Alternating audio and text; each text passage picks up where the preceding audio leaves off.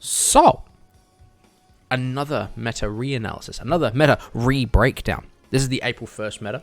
It is currently the 2nd of May, so we are a month in. Eternity Code, I believe, went live on Dueling Book yesterday, so some of these numbers will be a bit skew with, specifically for Orcus, because now we have Mekk-Knight Orcus Gisu in the format, which means that Invoked Mekk-Knight Orcus, if you want to call it that, or whatever that deck is, can do the full hand rip and full extra deck rip with the whole World Legacy Scars, I think it is. I can't remember what the hell said. That stupid field spell.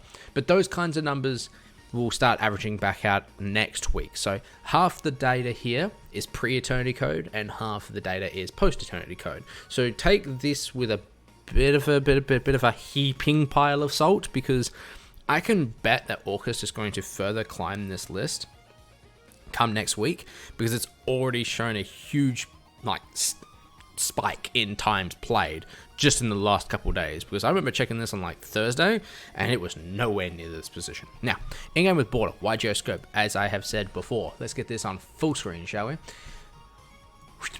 Let's do that. Compiles all of the data from Dueling Book from matches in ranked and unranked, but I only care about ranked matches and singles. So that's where we're at right now for the last 7 days. And it pulls up how many times a deck gets played, its wins, its losses, and combines that into a win-loss percentage. We can look at cards as well, but I don't really care for that data. What we are basically looking at right now is the top 20 decks by representation, then having a look at their win-loss record. And because of the data that I had written down from last week, we can compare how they've climbed or fallen the ladder of being most played, but also their win-loss record to see how people might be adjusting for the meta. Now, as I've said before, to be considered a tier 0 deck, you need to be winning 75% of the time or more. We haven't seen that since Spiral format, thank God. To be considered tier 1, you need a 66% win rate, maybe 65% win rate or more, the ability to take 2 out of every 3 games or 2 out of every 3 matches. That gives you that win-loss record to get into top cut. That to me is tier 1. You'll be tier 2, you want to be 60% or higher. To be tier 3, you want to be at 50% to 60%, and then below 50% is the non-contender. Because I do it that way, that does mean that a lot more decks, for me, end up in a rogue category, because I really do consider that if you can't win 3 out of every 5 games, you can't win enough matches to even get into day 2 of any big event, because you're losing every second match. You're just straight up admitting that. You lose 2 games by happenstance of you bricked once and your opponent hand trapped you the second time. So that's how I break that down. 50 to 60, tier 3. 60 to 65 is tier 2. 65 to 75 is your tier 1. At 75 and beyond is tier 0. If we ever have a situation where we have a deck at 75% or more, run. Now, I've written down all of the results from last week, and we have the results of this week. I'm going to go down the list of those in most played. So we have got the count of how many times the deck has been played. That is the order I'm going to be reading out on here, along with the win-loss. I'll give you the adjustment for the win-loss record for this week, and also where they end up placing on Dueling Book for most times played. That is on here. If at any point you want to see this, it's quite easy. ygeoscope.com. You click on card statistics, you'll get the last 7 days of data. If you want the full format's worth of data, use current format data. But just remember that if you hit that, you're going to get skewed results, because it means that you're dealing with a meta that has sets being implemented into it, and that will adjust your results. That's why I only really care about the last 7 days. So from the top, the most played deck from last week was Emancipator, right? It was 60% win-loss record. That hasn't changed. It's still got a 60% win-loss record. It's still the most played deck. So, I mean, as I'm pretty sure New World Gaming up there has just mentioned, who could have possibly seen that coming. As I've said before, I have no real interest in playing a game of Yu-Gi-Oh! During the crush card virus known as Corona. I prefer to play more in person. I haven't really looked at how Emancipator and Eldlick actually operate. That's a fault on me. But as a brand new deck that apparently does an amazing job of setting up and breaking boards, from what I've heard, who could have thought it'd be the most played deck, right? But it's also showing a win-loss record that puts it in that tier 2 slot. It still has an issue with really pushing that 60% margin though, because even when it first came out, it was at 61%. So it's always been hanging around that 3 out of every 5 game victory. So, but it's showing its representation, right? The second most played deck, who would have thought it'd be Eldlick. This actually dropped 2 percentage points. It was 62% win-loss record. It's dropped to 60, but it's still in second place. And I think this is probably more a case of people being able to adapt their side deck a little bit more and be able to try and figure out the weaknesses of the deck, how to stop the Golden Lord, as it were. I actually attribute some of this to Tombox from MST.TV, because when Eldlick suddenly shot to the top with Eldlick Invoked, Spellbook, and all of the other variants that came out with Eldlick involved, he did a tutorial on how to break it and how to stop it, and suddenly when that occurred, Eldlick started losing percentage points directly afterwards. So I reckon people started doing their research, started getting other opinions. But 60% win-loss record and placing in second, so it's basically tied for Adamancipator for win-loss record. Coming in third last week was Salamangreat. It is now fourth as the most played deck, and its win-loss record hasn't changed. It's still sitting at 53%. I think people need to actually probably think about running away from this deck. It's been in the low 55, like 55 to 50 bracket, so low 50s, for 2 weeks now, and I don't think that's going to change anytime soon, especially when you get things like Adamancipator and Eldlick and Orcust are starting to get new support. It's just going to further put Salamangreat under pressure. It definitely turns out that maybe hitting Mirage Stallion could have been too much for the deck to deal with. True, Lady Debug with Red Resonator into that Synchro 6 that summons Gazelle is a strong combo, but Mirage Stallion was also a way to pick apart a board if it was linked summoned off for a Salamangreat. Could remove a problem off the board, and maybe losing one of those ways to remove a problem could have been too much for the deck to deal with. So it might be a case of Mirage Stallion needs to come back to 1 and maybe hit a consistency card out the deck of Salamangreat. The deck is incredibly consistent, but I think it has a power problem. I just don't think it puts even full combo Salamangreat can be broken quite easily, and a lot of these top tier decks either produce a harder lock than Salamangreat can do, or will just strictly one-shot them once they're done. So I think that's a big struggle for Salamangreat. It's just it's very low power for what the deck can actually do. In fourth place last week was Eldlick Invoked with a 65% win rate. That overtook Salamangreat, but it dropped to 63% win-loss record. Again, I attribute this to MST.TV's Tombox for putting out the Eldlick combo, the combat tutorial on how to actually verse Eldlick and come out on top. But it does actually show that adding Invoked into that engine definitely does make it stronger. Gives it more possibilities, more ways to play. It has 3 extra percentage points than what pure Eldlick does. So if you are going to play Eldlick, I would say just spend the extra and grab the Invoked engine and make that work. Or, Dueling Book, everyone's a billionaire, play Invoked Eldlick. It just seems to perform better currently. Dinosaurs was 5th place last week with 54 percentage points. It's still 5th, but it's now at 56 percentage points. This doesn't surprise me at all. It is a solid Go Second variant, but still not the best Go Second variant that we have on this list. We'll come to that. In 6th place was Invoked Pure, 49% win rate. It's gone up to 52% win rate, but it is still sitting in that 6th position. I don't know why this is the case, but it could just be a situation of modifying the hand traps for the Go Second Invoked, or it could be just a case of because Invoked can now go first, you open Alistair, you have Macabre with a 5-card hand. It simply doesn't matter if it goes first or second, it just doesn't care, and they're probably playing on that strength because they just know that they'll have like 2 or 3 hand traps plus Alistair. That's a good hand for them. Altergeist was sitting in 7th place with a 58% win rate. It's dropped to 12th with a 57% win rate. This is probably due to the case that, from what I'm hearing, Eldlick is just a strictly better control deck than what Altergeist can do. I still am quite shocked to see it fall that far. There was more trap support that came out lately with that Titanicider, I think it was called, an Attorney code, which is basically a different variant of Lost Wind. But it's always been sitting around this 56 to 58% win-loss record. So it could be just a case of people that were playing are starting to abandon it for other decks to try and find something else that can get them over the edge.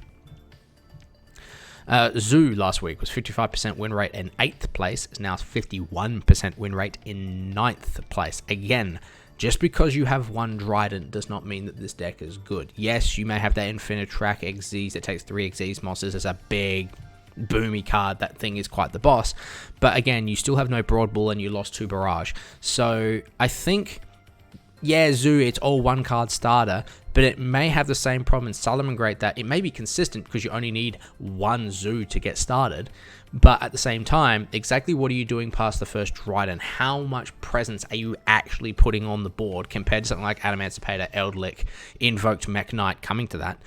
Some of these other board states they just put so much more on the board for a fraction cut in their consistency. So it can be argued that maybe we can bring more zoo cards back. Maybe Barrage can go back to 3, because so long as they only have one Dryden, if that Dryden gets dealt with or banished out from the graveyard, and I'm hearing that DD Crow is becoming quite a lively hand trap in this meta right now, you just end up with no win conditions. So something to think about for those zoo players out there. Burning Abyss was 9th last week with 49% win rate. It's now 8th for some reason, even though it's got 48% win rate. Again, Burning Abyss doesn't have a win condition. Stop it.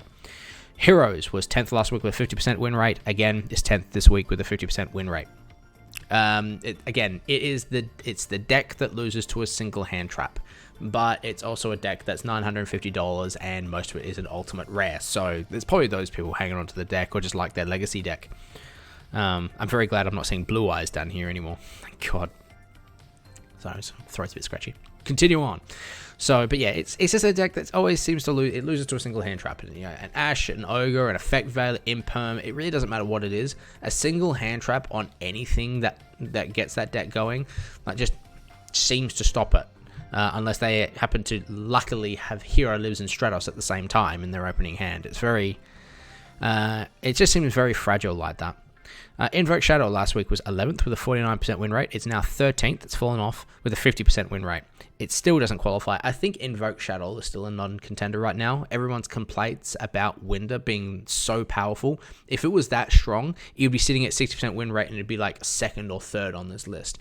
It's quite obvious that it's not as strong as people realize. I think, as I said last week, the mistake is people playing Invoked Shadow trying to do this big hyper combo strategy where they end on like Apo, Macabre, Caliga, Winder, all this stuff that takes 4 or 5 card perfect hands in order to pull off. But when they can't pull it off, they end up on like Caliga Winder, and it gets picked apart pretty easily. So I don't think it's a very good deck to play. Now, my deck, Invoked Mekk-Knight, last week was 12th with a 62% win rate. It is now 7th on the list. Really spiked up with a 63% win rate. It's actually got a win rate equivalent to Eldlick Invoked. It is your tied first place deck when it comes to its win rate. Again, I think it's just a case of this deck has found ways to go first. It has found ways to go second. It can set up quite an astounding board of like Apo, Macabre, Caliga, or some other shenanigans of that nature. The way that I play it, there's like 5 different ways that you can end on a pretty substantial board. My funsies way, I added in Artifact Dagda, just so I could blow up 2 of your cards during your end phase after I stopped you from playing, so as I face up in the field, of course, because Moraltark's a thing. Like, there's so many ways and things that this deck can do.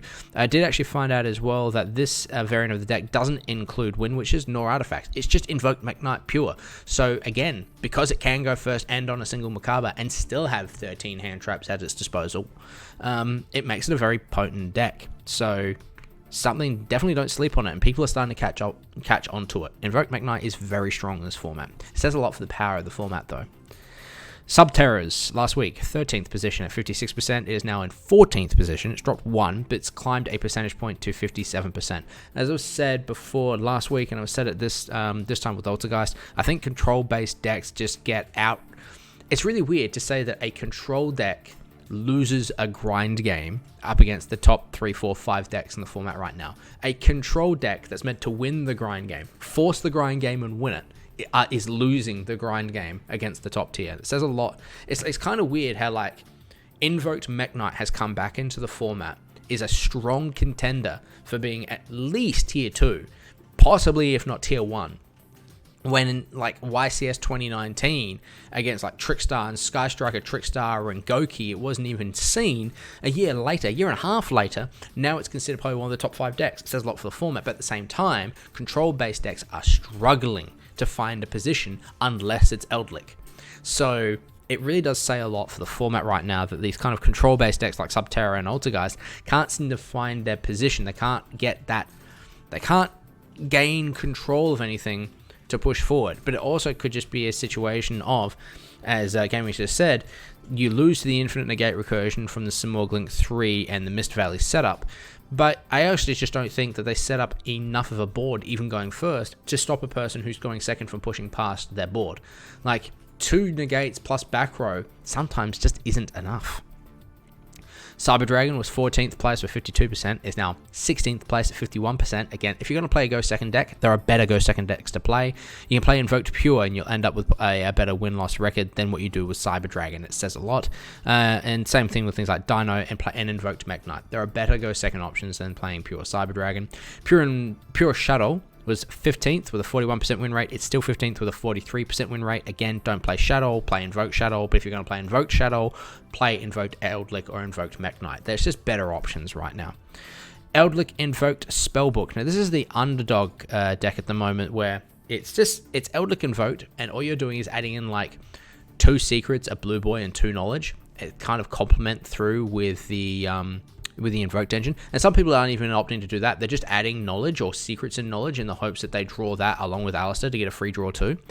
But it's still doing quite well. It was 16th position last week. It's 18th position now, so it has dropped a couple, but the total amount of times played was only like 50. Like, when you start getting down to these lower numbers, like 50 times played is the difference between 18th and 17th. But its win-loss record has gone from 65% to 64%. It's still an amazingly strong deck. I'm not entirely sure why people on the top end aren't playing around with the spellbooks a bit more, because it does just seem like a free draw too if you draw that with the Invoked engine. But it could also be that people are maybe opening up more on Eldlik Invoked and playing more hand traps rather than playing more explosive draw power. So that is definitely something to do some research on, to have a look at and just see what really is the key difference between those two decks, the addition of the Spellbook engine, what utility are you losing, but it's still holding its win-loss percentage at 64%. It's actually got the highest win-loss percentage out of the top 20 decks, so it definitely has something to go with it. But with Eldlik Invoked being at 63%, it could be argued that maybe the addition of the Spellbooks is it's like a measurement of error, like it's the margin of error, measurement of error, wow. It's like adding it really doesn't add anything or take anything away from the deck. It's like using one utility over another. So, something to look at. Orcust. Now, with Orcust, this is the pile of salt moment that I mentioned from earlier, because we are now post-Eternity Code with Mekk-Knight Orcust Gearsu, and that puts Orcust in a whole new playing field now. It plays completely differently. You open Mekk-Knight Orcust Gearsu, you're good, basically. Last week it was at 49% win rate in 17th. Now it's at 54% win rate in 11th. It's jumped 6 places and up 5 percentage points with its win-loss record. Expect that trend to continue. I will not be surprised if it ends up being the top 10 decks for most played. And I would hazard a guess, I would say probably a 57 to 58% win rate in its first week. I reckon that deck is going to be exceedingly strong, especially if you mix it with actual Mekk-Knights, because there is that combo with Orcust Gearsu where you can rip your opponent's entire hand and their entire extra deck. That's potent. And then still end up on IP Masquerade, Floating Ding, Symbol Skeleton, Babylon Field, like all that Orcust setup still there, floating Purple Nightfall ready to come back, but they have no hand, no extra deck, and a draw for turn to play. It's quite nuts, and all it requires in order to work is Orcust Gearsu on the opening draw and any 2 Mekk-Knights. If they open that, look out. I hope you have a hand trap ready. Mystic Mind Burn last week was in 18th position at 51%. It is now 20th. Still at 51% again, and I'll keep reiterating this point over and over. I don't care if I'm beating the already minced horse that I have been beating since this card was bloody released. While Mystic Mine is available and usable in the format, I don't care if it's at 3, 2, or 1, so long as there is a way to it. Main deck Cosmic Cyclones in preparation for Mystic Mine. If you do not, you're basically saying that If you see Mystic Mine against you, you auto lose because you have no way to out it. Either have Cosmic Cyclones or a main archetype way to out Mystic Mine that isn't a monster effect. Just keeping that rule right now, it's still seeing play because it's easy to play. Mermail last week was in 19th position at 53 percentage points. It's now in 17th position, but it's lost 3 percentage points to drop down to 50. This is because it can set up Infinite Negation combo. It's also because of Tombox. He has that full combo where it's Infinite Negation plus Hand Rip 3, relying more on the extra deck over Conroy's main deck. But it does have some potential. But again, it's still Mermails. It's very combo heavy. Sky Striker, again, I don't understand why people are still playing this. Engage got banned. Get off your high horses. This deck is done. It was in 20th position last week at 48 percentage points. It's now in 19th position. It's gone up 1, and it's gained 2 percentage points to go to 50% win-loss record. Again, I don't care if your Widowmaker went to 2. I don't care if your Kagari went back to 3. You lost Engage. You lost Pot of Reinforcement of the Greed. You lost your best card. The deck's win condition was card advantage. You've lost it. Move on. Play something else. So takeaways from this week's roundup, meta breakdown. Eldlik is probably the best archetype right now to play based on representation, backed up by Emancipator. If you're looking for decks with their win-loss record, you're looking at things like Invoked Mekk-Knight. You're looking at Eldlik Invoked, Eldlik Pure, Emancipator Pure.